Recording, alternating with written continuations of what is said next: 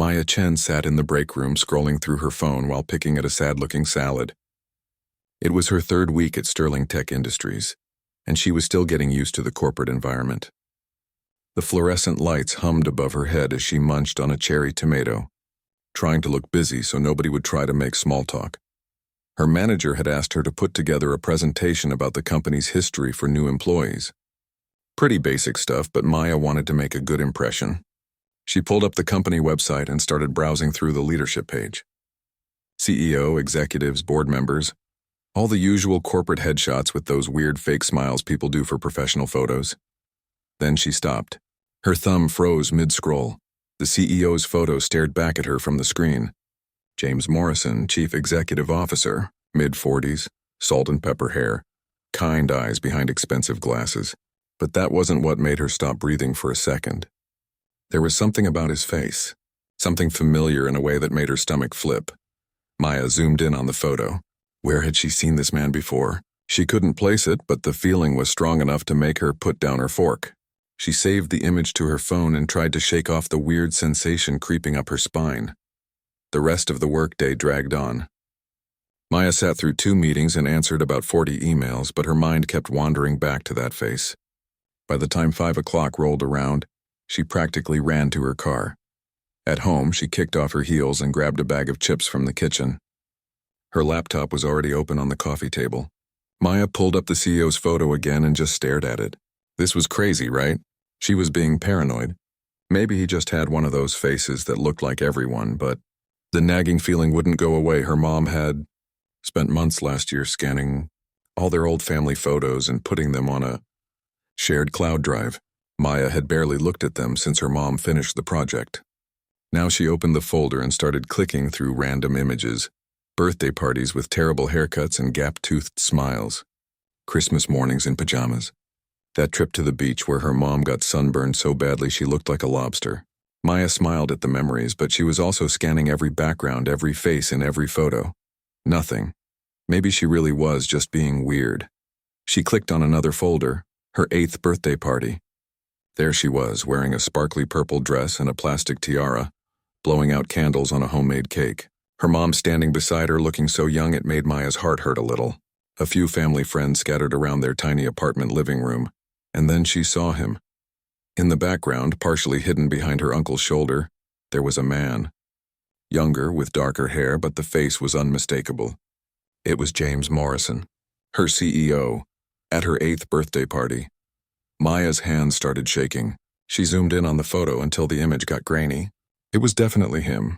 What in the world was he doing at her birthday party 16 years ago? She frantically started opening more folders. School concerts. Holiday dinners, random weekend photos her mom had taken, and there in some of them, like a ghost haunting her childhood, was that same face, always in the background, always slightly out of focus, never the main subject of the photo, but there. Her high school graduation. Maya found the folder and started clicking through dozens of photos. Her mom had gone crazy with the camera that day, taking pictures of everything, Maya in her cap and gown, posing with friends walking across the stage, standing by the car afterward. In one of the parking lot photos, there he was, standing by a black sedan in the distance, wearing sunglasses, hands in his pockets. The image was blurry because he was far away, but Maya would bet her life savings it was him. She grabbed her phone and started comparing the old photos with his current CEO headshot. The nose, the jawline, the way he stood, everything matched. This wasn't a coincidence. This couldn't be a coincidence. Maya's mind raced through possibilities, each one more disturbing than the last. Was she being stalked? Had this man been following her family for years, but why? And how did he end up as the CEO of the company she just started working at? She kept digging through the photos. A family vacation to Seattle when she was 16. There he was in the background of a shot her mom took at Pike Place Market. A random photo from her middle school science fair. He was standing near the exit doors. Her mom's 40th birthday party at a restaurant. He was visible through the window, standing on the sidewalk outside. This was insane. This was absolutely insane. Maya took screenshots of every photo where he appeared and put them in a separate folder. 5 photos total, spanning from when she was 8 years old to when she was about 17. After that, she couldn't find him in any pictures. Maybe he'd stopped. Or maybe her mom just took fewer photos as Maya got older and spent more time out with friends than with family. She looked at the clock. It was past midnight. She'd been staring at photos for over 6 hours. Her eyes burned and her back ached from sitting hunched over her laptop, but she couldn't stop. She pulled up Google and started searching for information about James Morrison, prestigious business school, multiple Fortune 500 companies on his resume, named CEO of Sterling Tech 3 years ago, some articles about his management style and company growth, a few photos from charity events where he smiled stiffly in a tuxedo, but nothing personal. No mention of a wife, kids, family, no social media presence. The man was a ghost outside of his professional life. Maya chewed on her thumbnail, a nervous habit from childhood. What was she supposed to do with this information? Going to the police seemed extreme. It's not like he'd threatened her or anything. But going to HR felt dangerous. What if they didn't believe her? What if they thought she was crazy? What if Morrison fired her? But she couldn't just pretend she hadn't seen what she'd seen. Those photos were real. He was real. And somehow, for reasons she couldn't begin to understand, this powerful CEO had been lurking in the background of her life for years. The next morning, Maya looked like she'd been hit by a truck. She'd maybe slept 2 hours. Dark circles under her eyes, hair thrown up in a messy bun, coffee in hand like a lifeline. She sat at her desk and tried to focus on work, but every email felt meaningless. Every task felt stupid. How was she supposed to care about marketing reports when there was a man in the executive suite who'd apparently been following her since childhood? She made a decision. She needed answers, and she needed them from him directly. Whatever his explanation was, whatever creepy or bizarre reason he had for being in those photos, she deserved to know the truth. Maya pulled up her email and started typing a meeting request to James Morrison's executive assistant. Her fingers hovered over the keyboard as she tried to figure out what to write. She couldn't exactly say, "Hi, why has your boss been stalking my family?" That seemed like a bad idea. She settled for something vague. Personal matter to discuss with Mr. Morrison, requesting brief meeting at his earliest convenience. She hit send before she could change her mind. Then she sat back in her chair, heart pounding, and waited. There was no turning back now. Whatever answers were waiting for her in that corner office, she was about to find out. And somehow Maya had a feeling that her entire life was about to change in ways she couldn't even begin to imagine. The reply came faster than Maya expected. Within an hour, Morrison's executive assistant sent back a message. "Mr. Morrison can see you today at 2 p.m. Please come to the executive floor." Maya read the email 3 times today, in 4 hours. Her hands started sweating. She spent those 4 hours in a weird fog. She printed out the 5 photos where Morrison appeared, making sure the dates were visible on each one. She rehearsed what she'd say in her head about 100 times. Each version sounded crazier than the last. She considered backing out, deleting the meeting request, pretending this whole thing never happened. But every time she thought about giving up, she looked at those photos again and felt angry. Someone owed her an explanation. At 1:55 p.m., Maya stood outside the elevator to the executive floor. Her work badge felt heavy around her neck. She changed into a blazer to look more professional, though her hands wouldn't stop shaking. The elevator dinged and the doors slid open. Maya stepped inside and pressed the button for the top floor. The executive level looked different from the rest of the building. Quieter, fancier. The carpet was thicker. The walls were a calming gray instead of boring white, and everything smelled like expensive coffee and leather. Maya's sneakers squeaked slightly on the polished floor as she walked toward the reception desk. Morrison's assistant was a woman in her 50s with perfect posture and a kind smile. "Maya Chen?" "That's me," Maya said, her voice coming out smaller than she intended. "Mr. Morrison is ready for you. Go right in." The assistant gestured toward a large wooden door. Maya walked toward it, feeling like she was moving through water. Everything seemed slow and surreal. She knocked twice. "Come in," a voice called from inside. She pushed open the door. The office was huge, with floor-to-ceiling windows overlooking the city. James Morrison sat behind a massive desk, typing something on his laptop. He looked up when she entered, and his face brightened with a professional smile. "Ms. Chen, please, have a seat." He gestured to one of the leather chairs across from his desk. "What can I do for you today?" Maya sat down, clutching her folder of photos like a shield. For a moment, she couldn't speak. Up close, the resemblance to the man in her childhood photos was even more obvious. Same eyes, same mouth. Just older now, more tired looking. She placed the folder on his desk and slid it toward him. Her hands were trembling so badly she had to clench them in her lap to make them stop. "I need you to explain something to me," Maya said, her voice steadier than she felt. "I need you to tell me why you're in these photos." Morrison looked confused. He opened the folder and pulled out the first photo. His face went completely white, like someone had drained all the blood from his body in an instant. He stared at the picture of Maya's 8th birthday party, his finger tracing over the image where he stood in the background. He didn't say anything. He just pulled out the next photo. Then the next one. Maya watched his face go through about a dozen different emotions. Shock, fear, sadness, something that looked almost like relief. His jaw was clenched so tight she could see the muscles working. When he looked up at her, his eyes were wet. Not crying, but close to it. "You have your mother's eyes," he whispered. Maya felt like the floor had dropped out from under her. "What?" Morrison stood up abruptly, his chair rolling backward. He walked to the window, his back to her, hands shoved in his pockets. For a long moment, he just stood there silent. Maya could see his shoulders rising and falling like he was trying to control his breathing. "I never wanted you to find out," he finally said, his voice rough. "I spent 24 years making sure you wouldn't find out." "Find out what?" Maya demanded. Her heart was pounding so hard it hurt. "Who are you?" Morrison turned around slowly. There were actual tears running down his face now, which was completely bizarre to see on a CEO in his own office. He looked broken, destroyed. "Maya," he said, and the way he said her name made her stomach drop. "I'm your father." The words hung in the air like smoke. Maya couldn't process them. They didn't make sense. "They couldn't make sense, that's impossible," she heard herself say. "My father died before I was born. My mom told me." "Your mother told you what she had to tell you," Morrison interrupted gently. "She told you what made sense. What was easier than the truth." Maya stood up. She felt dizzy, like the room was spinning. "You're lying. This is some kind of sick joke. I wish it was." Morrison wiped his face with the back of his hand.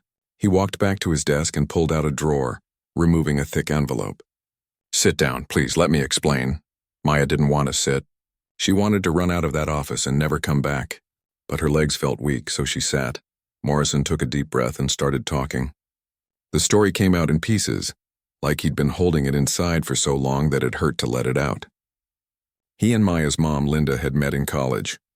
They'd fallen in love the way young people do, fast and reckless and all-consuming. When Linda got pregnant, they'd been terrified but also kind of excited. They were going to figure it out together, but Morrison came from money, old money, the kind of family that had expectations and reputations to protect. When his parents found out about the pregnancy, they'd gone ballistic. They told him that Linda wasn't good enough, that she was just trying to trap him, that he'd be throwing his entire future away. "They gave me a choice," Morrison said, his voice hollow. "Leave Linda and the baby, take the money they were offering, and continue with the life they'd planned for me. Or choose your mother and they'd cut me off completely. No family, no trust fund, no help with school, nothing." Maya felt sick. "And you chose the money." "I was 22 years old," Morrison said, and he sounded like he was begging her to understand. "I was a stupid, scared kid who'd never worked a day in his life. I didn't know how to take care of myself, let alone a wife and baby. So yes, I took the money. I signed legal papers promising to stay out of your lives. And I let your mother believe I was just another deadbeat who abandoned her." "You were," Maya said coldly. Morrison flinched like she'd slapped him. "You're right, I was. But I couldn't stay away completely. I tried. For the first few years, I tried to just forget about you both and move on with my life like my parents wanted. But I couldn't. Every birthday, every milestone, I kept wondering what you looked like, if you were happy, if you needed anything." He opened the envelope and spread documents across the desk. "Bank statements, legal papers, receipts. So I hired people to keep track of you. Not to interfere, just to watch from a distance, to make sure you were okay. And whenever I could, I'd show up. Just to see you. Just to be there for 5 minutes, even if you didn't know I existed." Maya looked at the documents. Her brain was trying to process too much information at once. "The scholarship that paid for my college. Me." Morrison confirmed. "The grant my mom got when her car broke down. Me." The anonymous donation to my high school when they were going to cut the art program. Morrison nodded. I couldn't be your father, but I could do that much. I could make sure you had opportunities, that you were safe. Maya felt tears burning in her own eyes now. She was angry, so incredibly angry, but she was also confused and hurt and overwhelmed. Why didn't you just tell us? Why didn't you come back? Because I signed away my rights to you, Morrison said. Because your mother rebuilt her life without me. Because every year that passed made it harder to show up and say, hey, remember that guy who abandoned you? That's me. What was I supposed to do? Maya stood up, grabbing the photos off his desk. You were supposed to be there. Actually there. Not lurking in backgrounds like some creep.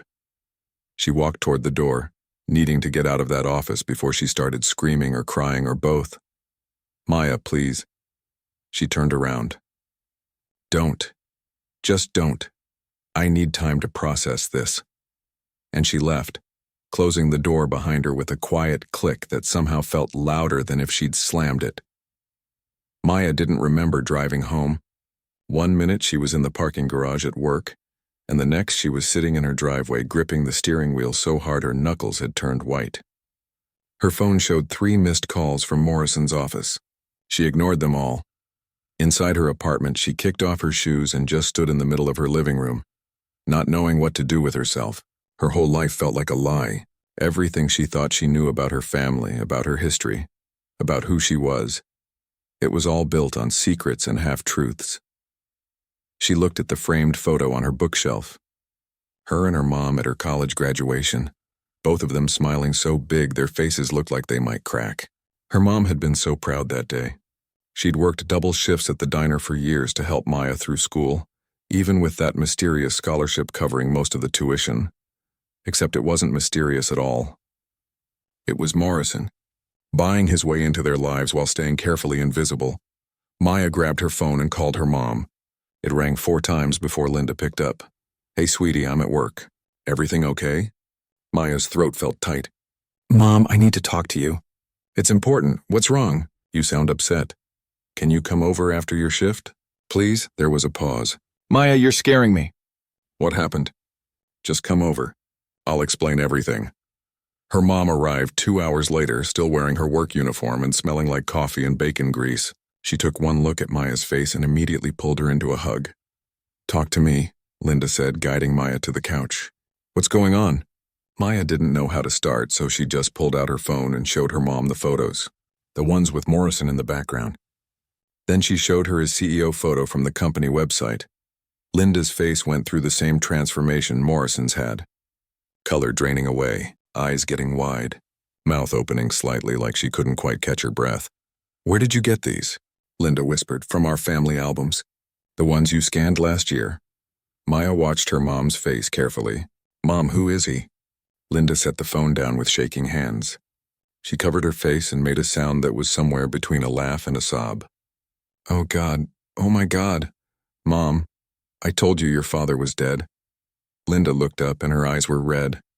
I told you he died in an accident before you were born. That was a lie, Maya. I'm so sorry. That was a lie. Even though Maya had already heard the truth from Morrison, hearing it from her mom made it real in a way that hurt worse. She felt tears spilling down her own cheeks. His name is James Morrison, Linda continued, her voice barely above a whisper. We dated in college. When I got pregnant, his family lost their minds. They said I was trash, that I was trying to ruin his life, that I wasn't good enough to be part of their world. She wiped her eyes roughly. They offered me money to disappear. $50,000 to walk away and never contact their son again. I was 21 years old, Maya. I was terrified. My parents had just died in a car accident the year before. I had nobody. No family, no support system, no money. And James just stood there and let them talk to me like I was garbage. He didn't defend me. He didn't fight for us. So I took their money and left. Maya had never seen her mom like this. Linda had always been strong, unshakable. The kind of person who worked 3 jobs and still made it to every school play. Every parent-teacher conference. Seeing her break down like this was almost scarier than learning the truth. Why did you tell me he was dead? Because I thought it would hurt less, Linda said. How was I supposed to explain to my little girl that her father chose money over her? That he looked at me, pregnant with his child, and decided we weren't worth the trouble? I thought if you believed he was dead, you wouldn't spend your whole life wondering why you weren't good enough for him to stay. Maya felt like her chest was being squeezed. But he did stay, sort of. He's been at my birthday parties, my graduation, random days throughout my entire life, just hiding in the background. Linda stared at the photos again, touching the screen like she couldn't believe what she was seeing. I had no idea. I swear to you, Maya, I had no idea he was doing that. He paid for my college, Maya said. That scholarship? That was him. And your car repair 5 years ago. That grant you got, also him. He's been secretly paying for things our entire lives. Her mom's face went through about 6 different emotions. Shock, anger, confusion, and something else Maya couldn't quite identify. I don't understand. Why would he do that and not just be honest? Why all the secrecy? He said he signed legal papers, that he gave up his rights to me, that he couldn't just show up after all these years. Linda stood up and started pacing. That's such garbage. He could have reached out. He could have tried. Instead, he played pretend fairy godfather while I worked myself half to death trying to provide for you. I know. And now he's your boss? Linda let out a bitter laugh. Of all the companies in this city, you end up working for him? That's insane. Maya hadn't even thought about that part. The fact that she still worked for Sterling Tech. That she'd have to see Morrison in meetings, pass him in hallways. Pretend everything was normal when her entire world had just exploded. I don't know what to do, Maya admitted. I'm so angry, Mom, at both of you. At him for leaving, at you for lying, at the whole messed up situation. Linda sat back down and took Maya's hands. You have every right to be angry. I made choices I thought were best, but maybe I was wrong. Maybe I should have told you the truth a long time ago. They sat together in silence for a while. Outside, the sun was setting, painting the apartment in orange and pink light. Maya felt exhausted, like she'd run a marathon. He wants to talk to me, Maya finally said. His office called 3 times. What do you want to do? I don't know. Part of me wants to quit my job and never see him again. But part of me wants answers. Real answers. Like, why did he really leave? Was it just the money? Did he ever actually love you? Did he ever wonder about me, or did he just throw money at the problem and call it parenting? Linda squeezed her hands. Whatever you decide, I support you. If you want to talk to him, talk to him. If you want nothing to do with him, that's okay too. This is your choice, Maya, not mine, not his, yours, Maya nodded. She thought about Morrison's face when he'd seen those photos, the way he'd cried, the pain in his voice when he'd talked about watching her grow up from a distance. He'd been a coward 24 years ago, but did people deserve a chance to make up for their mistakes, even really big ones? She didn't have an answer yet. That night, Maya couldn't sleep. She lay in bed staring at the ceiling, her mind racing through memories. Every birthday, every holiday, every important moment of her life, and now she knew he'd been there for some of them. Watching. Was that comforting or creepy? She honestly couldn't decide. Around midnight, she heard a sound at her door. She got up and found an envelope slipped under it. Her heart started racing. Inside was a handwritten letter on expensive paper. Maya sat on her couch and started reading. Morrison's handwriting was neat and careful.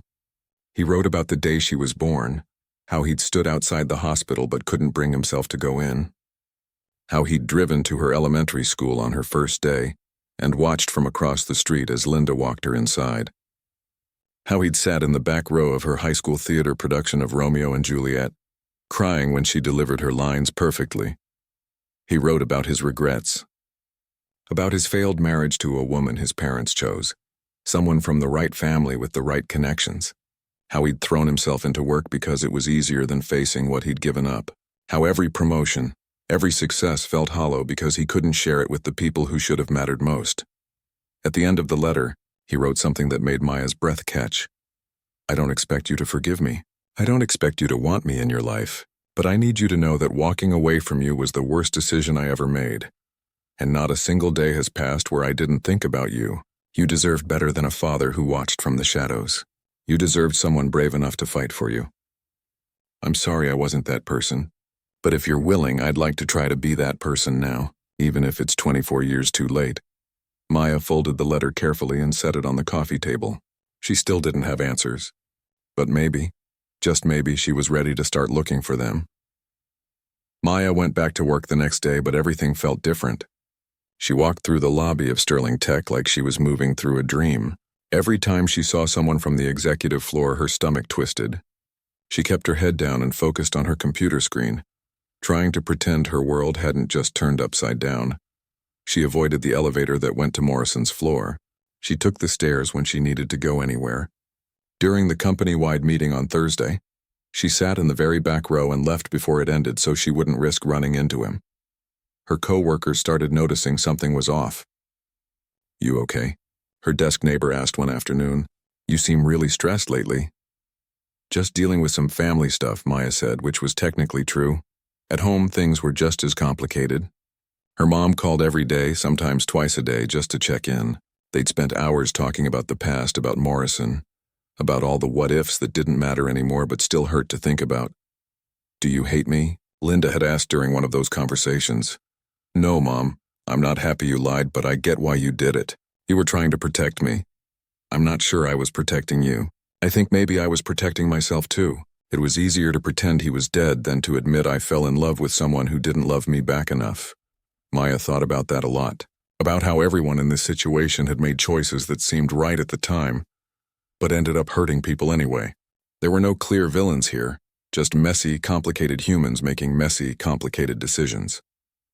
2 weeks after the confrontation in Morrison's office, Maya decided to start seeing a therapist. She found someone who specialized in family issues and identity stuff.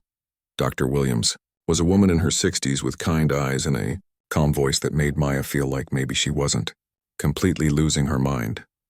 "It's normal to feel angry and confused," Dr. Williams said during their first session. "You're grieving multiple things at once. The father you thought was dead, the simple story you had about your family, even your own sense of who you are. That's a lot to process." "I don't even know what I want," Maya admitted. "Part of me wants to give him a chance. He seems genuinely sorry, but another part of me thinks that's crazy. Like, you don't get to abandon someone and then buy your way back into their life 24 years later." "Both of those feelings can be true at the same time," Dr. Williams said. "You don't have to choose one or the other right now." The sessions helped. Not in a magical fix-everything way, but in a way that made Maya feel less like she was drowning. She started sleeping better, started eating actual meals instead of just snacking on whatever was in her fridge. Then, 3 weeks after everything happened, Maya found another envelope at her door. Her heart started racing before she even opened it. Inside was a single piece of paper with bank account information and a note in Morrison's handwriting. "This is the trust fund I mentioned. $1.7 million. It's yours, no strings attached. Use it however you want. Start a business, travel the world, put it in savings, give it all to charity. I don't care. It's not payment for anything. It's not me trying to buy forgiveness. It's just money that should have been used to support you while you were growing up. Do with it what you will. You don't owe me anything, not even a thank you." Maya stared at the numbers. $1.7 million. That was life-changing money. That was quit your job and follow your dreams money.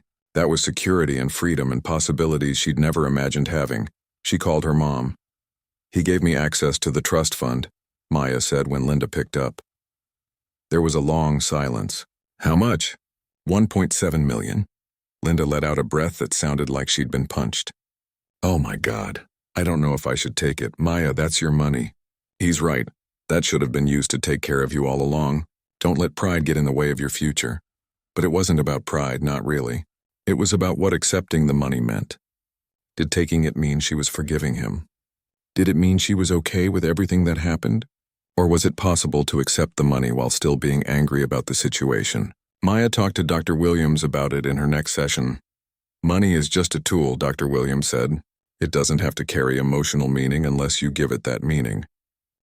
If this money can help you build the life you want, then use it. That doesn't mean you've forgiven him or accepted what happened. It just means you're making a practical choice about your future." That made sense. Maya transferred the money into her own account that weekend. Then she sat with her laptop and started researching something she'd dreamed about for years but never thought was possible: starting her own marketing agency. She'd always been good at marketing.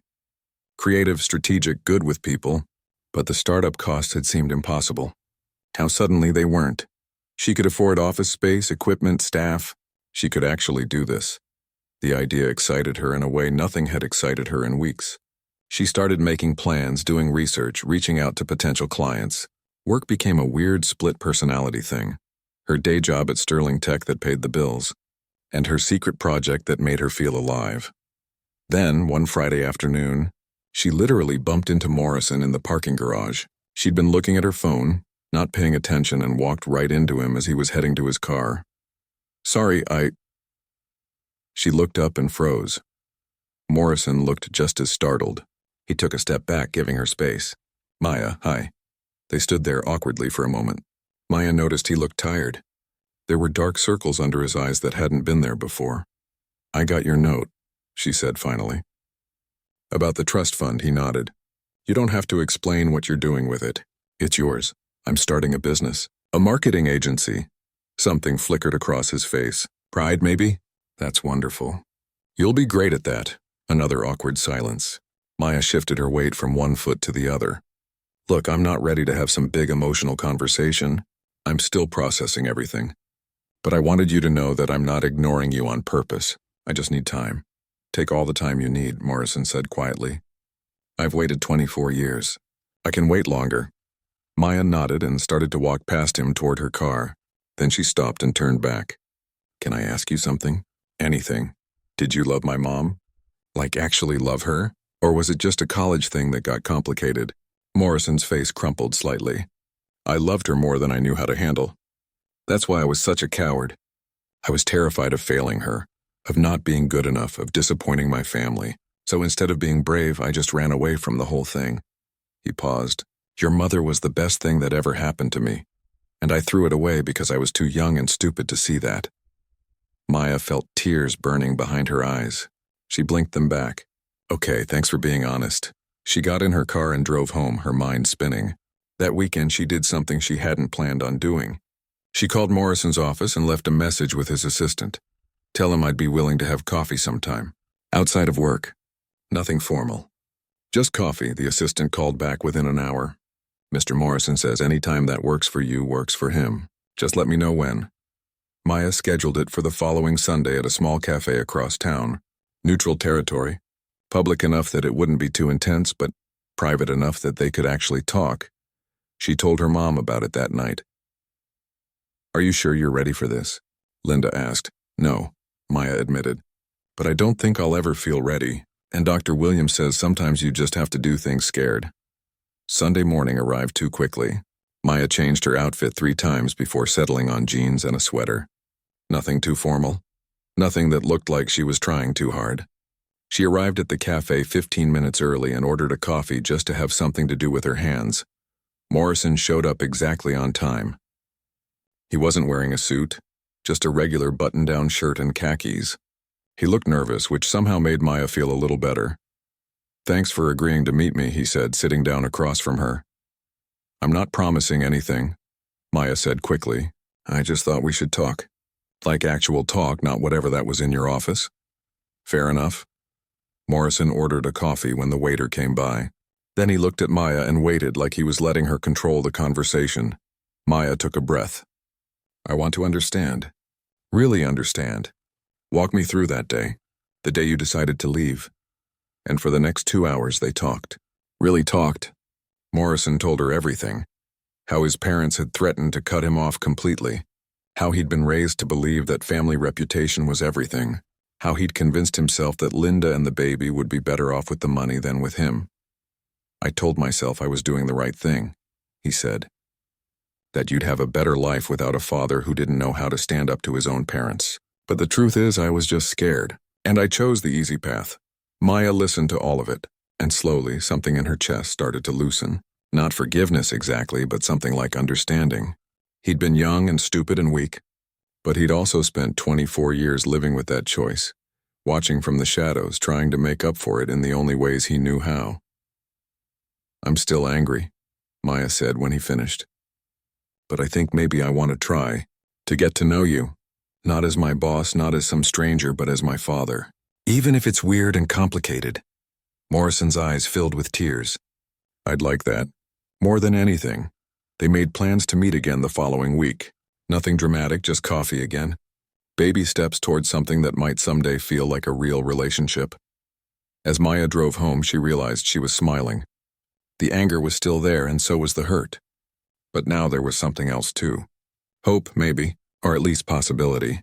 Coffee turned into a regular thing. Every other Sunday, Maya and Morrison would meet at that same cafe.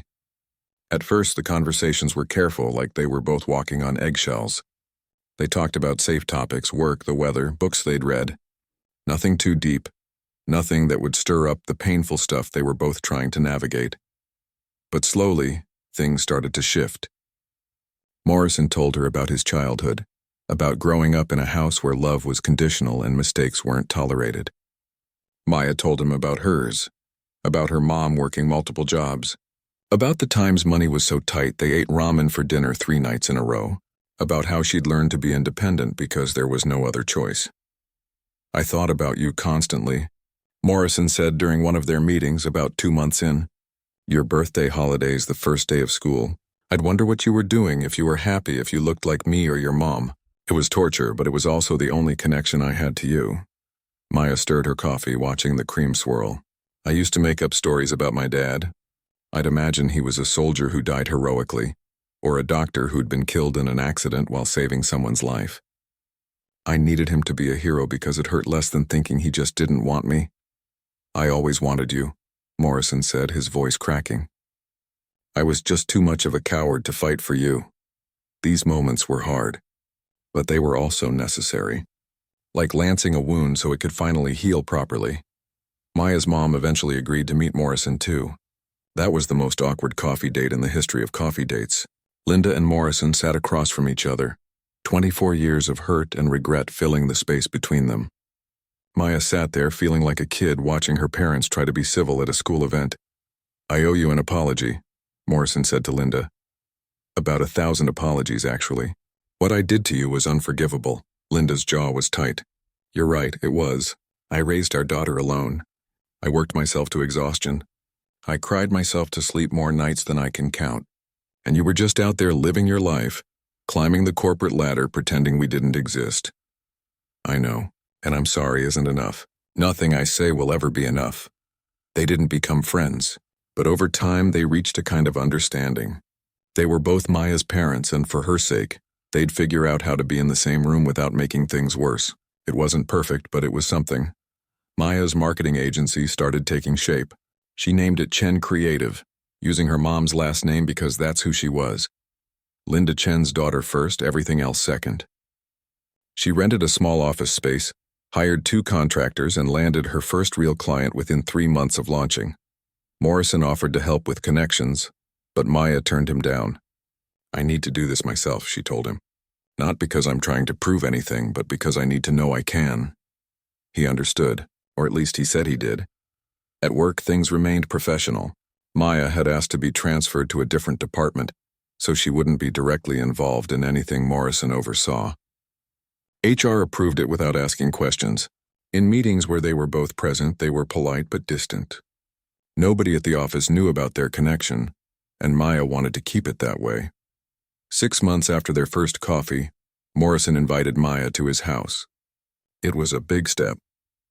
Up until then, they'd only met in public places. Going to his home felt intimate in a way that made Maya nervous. His house was nice, but not showy. A modest 2-story in a quiet neighborhood. Inside, it was surprisingly personal. Photos on the walls, books everywhere, a guitar in the corner. You play? Maya asked, pointing at the guitar. Used to. Haven't picked it up in years, he hesitated. Your mom loved music. She had this terrible singing voice, but she didn't care. She'd sing along to the radio in the car and just completely butcher every song. It was one of my favorite things about her. Maya smiled. Her mom still did that. She hasn't changed. Morrison showed her a room upstairs. I want you to see something. The room was like a shrine, not in a creepy way, but in a way that made Maya's throat tight.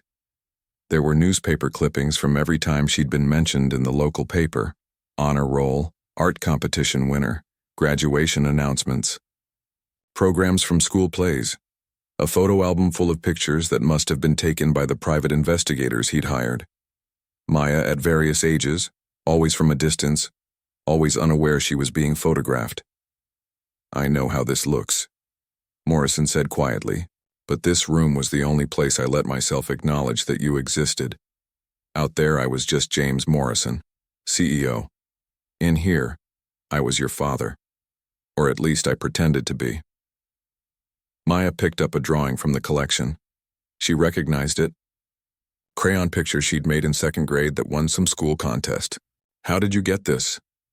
I donated to the school and asked if I could have it after the contest ended. They thought I was just a supporter of arts education. He laughed bitterly. I couldn't even be honest about wanting my own daughter's artwork. They spent hours in that room, Morrison telling her the stories behind various items, Maya filling in the details of memories he'd only witnessed from afar. It was painful and healing all at once. As Maya's business grew, she made a decision. She gave her notice at Sterling Tech. It wasn't about Morrison. Her agency was doing well enough that she could focus on it full-time. But it also meant removing the complicated dynamic of being his employee while trying to build a father-daughter relationship. On her last day at Sterling Tech, Morrison asked if he could take her to lunch. They went to a nice restaurant, nothing too fancy, and talked about her plans for the business. "I'm proud of you," he said. "I know I don't have the right to say that, but I am. You've built something real, something that's entirely yours." "Thanks." Maya paused. "You know, for a long time I was so angry that I couldn't see past it. But therapy helped me understand something. You made a terrible choice when you were young, but you've spent half your life trying to make up for it, even if you did it in a messed up way. That has to count for something." Morrison's eyes got watery. "Does this mean you forgive me?" Maya thought about it. "I'm working on it. Some days I'm closer than others, but I think we're building something now that's real. Not perfect, but real, and maybe that's enough." A year after Maya found those photos, her agency was thriving. She'd hired 5 full-time employees and moved into a bigger office. Her mom came to the launch party she threw, and so did Morrison. It was the first time they'd all been together at a family event, and it felt significant in a way Maya couldn't quite put into words. Linda and Morrison still weren't friends, but they were cordial. They could stand next to each other at Maya's celebration and be genuinely happy for her without making it weird. Maya gave a speech that night to all her friends, family, and new clients. She talked about taking risks and building something from scratch. And then she said something that made Morrison look down at his drink, blinking hard. "Family is complicated," Maya said. "Sometimes it's the people who raised you. Sometimes it's the people who wanted to but couldn't figure out how. Sometimes it's about showing up late and hoping it's not too late to matter. What I've learned this year is that people are messy and imperfect, and sometimes the best we can do is try to understand each other and move forward together." After the party, Morrison approached her. "Thank you for giving me a chance, for letting me be here." "You're my dad," Maya said simply. "I'm still figuring out what that means, and it's still complicated. But yeah, you get to be here." They hugged, and it didn't feel awkward anymore. It just felt like what it was, a father and daughter who'd found their way back to each other through a weird, painful, unconventional path. Maya still had the original photos that started everything. She'd framed one of them, her 8th birthday party with Morrison in the background. She kept it in her office as a reminder, not of pain or abandonment, but of the fact that sometimes people love us in imperfect ways. Sometimes they mess up so badly it seems unfixable. But sometimes, if everyone's willing to do the hard work, you can build something new from the broken pieces. Morrison started coming to family dinners at Linda's house once a month. It was weird at first, the 3 of them sitting around a table like some kind of alternative family unit. But over time, it became normal. They'd never be a traditional family. Too much had happened, too much time had been lost. But they were something. They were trying. And sometimes, Maya thought, trying was the bravest thing any of them could do. She'd asked Morrison once why he came to all those events over the years, why he tortured himself by watching from a distance instead of just moving on. "Because you were mine," he'd said simply. "Even if I'd given up the right to claim you, you were still mine. And I couldn't let you go completely, even though I should have, even though it might have been healthier for everyone. I just couldn't." Maya understood that now. Love didn't always look the way it was supposed to. Sometimes it was messy and hidden and expressed in ways that didn't make sense to anyone else. Morrison had loved her the only way he knew how, from the shadows, doing what he could without disrupting the life she'd built with her mom. It wasn't the love she'd deserved, but it was the love he'd been capable of giving at the time. And now, finally, they were learning how to love each other in the daylight, face to face, father and daughter, imperfect, but real. And that, Maya decided, was enough.